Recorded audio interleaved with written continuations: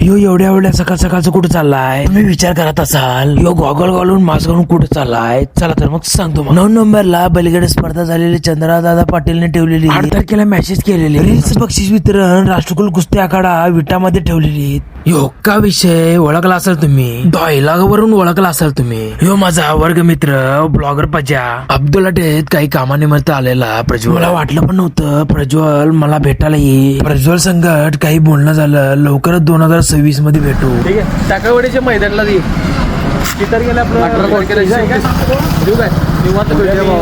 दुसऱ्या दिवशी निघालो रेस स्पर्धेचं बक्षीस वितरण घ्यायसाठी. पेट्रोल टाकलो आणि निघालो विटायला. सकाळ सकाळी एवढी थंडी होती हातच काय सोनं पडलेला. त्यामुळे चहा पिऊन घेऊया म्हटलं. अजून 19 किलोमीटर होतं विट्याला पोहोचायला. फायनली पोहोचलो बघा.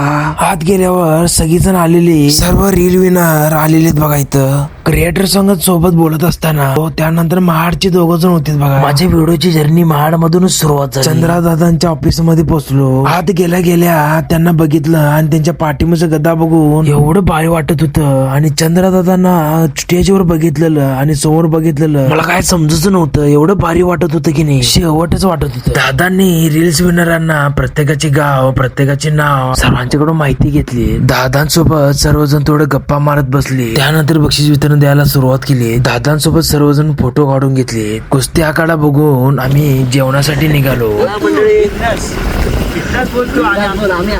सर्वजण जेवणासाठी धाब्यावर आलो आणि जेवून आम्ही निघालो. तर भावाने व्हिडिओ आवडला तर लाईक करा शेअर करा आणि तुमच्या जाता भावाला सबस्क्राईब करा.